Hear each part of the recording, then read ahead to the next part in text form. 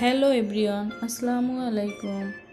মনিরিমাস কিচেনে আপনাদের ওয়েলকাম জানাচ্ছি গরুর ভুরি ভুনা রেসিপি দেখার জন্য।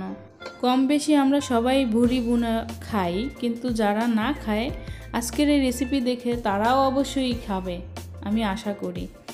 আর আপনাদের যদি ভিডিওটি ভালো লাগে প্লিজ চ্যানেলটি সাবস্ক্রাইব করে পাশে থাকবেন, বেল আইকনটি অন করে রাখবেন যাতে করে প্রত্যেক ভিডিওর নোটিফিকেশন পেয়ে যান।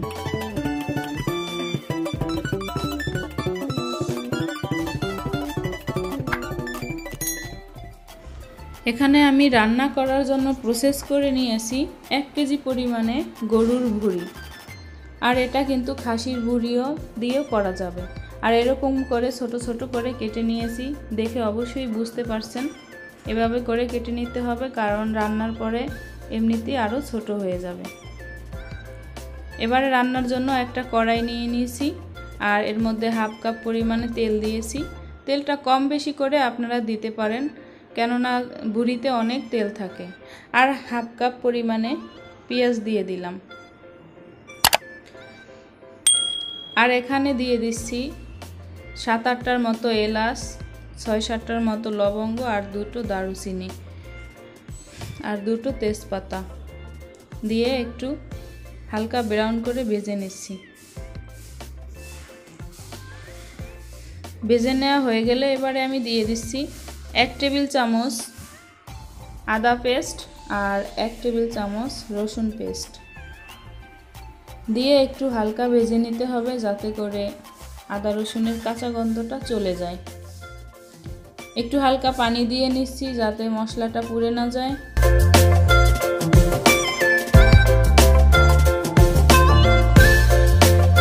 এবারে দিয়ে দিচ্ছি 1 টেবিল চামচ লবণ।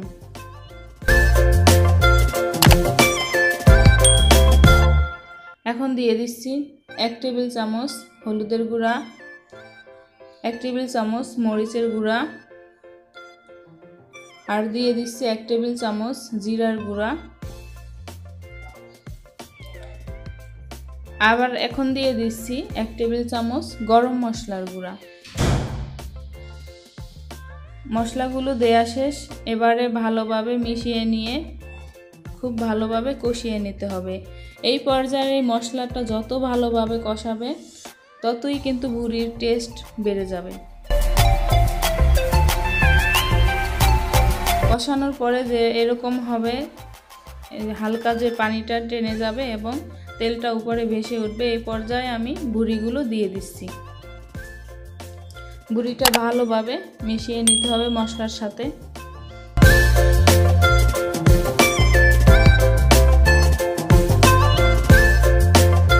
মিশিয়ে নেওয়া হয়ে গেলে এখন আমি একটা ঢাকনা দিয়ে রেখে দিচ্ছি। এটাতে কোনো পানি দেওয়ার প্রয়োজন নেই, ভুঁড়ি থেকে এমনিতেই একটু পানি বের হবে। এই যে খানিকটা পানি বের হয়েছে, আমি একটু পরে আবার ঢাকনা উঠিয়ে নেড়ে দিচ্ছি যাতে করে নিচ থেকে লেগে না যায়। ভুঁড়ি থেকেই পানি বের হয়েছে, এই পানি দিয়ে এই যেই পানিটুকু বের হয়েছে এটা দিয়েই আমি কষিয়ে নিচ্ছি। আবারও আমি ঢেকে দিলাম। এবারে আবারও ঢাকনা কিছুক্ষণ পরে তুলে এই যে কষানো শেষ। এখন পানি দিতে হবে, 1 লিটারের মতো পানি দিয়ে দিচ্ছি আর 1.5 ঘন্টার মতো আমি রান্না করে নেব। আপনারা চাইলে আপনাদের প্রয়োজন অনুযায়ী যতক্ষণে সিদ্ধ না হয় ততক্ষণে পানি দিয়ে রান্না করতে পারেন। আর যদি প্রেসার কুকারে দিতে চান এই পর্যায়ে পানি মাখা মাখা রেখে প্রেসার কুকারে দিয়ে রান্না করতে পারেন। এখন আমি ঢাকনা দিয়ে রেখে দিচ্ছি। 1.5 ঘন্টা পরে এরকম হয়েছে। আমি মাঝে মধ্যে নেড়ে দিয়েছি, দেখেছি কি লাগছে কিনা বা কোনো পানির প্রয়োজন আছে কিনা। এখন এটা আমি এক সাইডে রেখে দিচ্ছি। আমার ভুঁড়ি রান্না হয়ে গেছে। এবার আমি ভুঁড়িটা ফোড়ন দেওয়ার জন্য এখানে বড় 3টা সাইজের পেঁয়াজ দিয়ে দিলাম আর 2টো শুকনো মরিচ দিয়ে একটু হালকা ব্রাউন করে নিচ্ছি। আর দিয়ে দিচ্ছি একটা বড় রসুন, এটা হচ্ছে ছোট সাইজের রসুন। আপনারা যদি বড় সাইজের দিতে চান তাহলে কেটে দিবেন মাঝখান থেকে। আর আমি এখন দিয়ে দিচ্ছি 1 টেবিল চামচ জিরা, আস্ত জিরা দিয়ে দিয়েছি, সুন্দর একটা ফ্লেভার আসবে। এখন আমি ভুঁড়ি রান্নাটা দিয়ে দিলাম। আমি কিন্তু বেশি শুকাইনি, ঝোলটা হালকা গ্রেভি রেখেছি যাতে করে খেতে কিন্তু অনেক মজার হবে এবং অনেক টেস্টি হবে।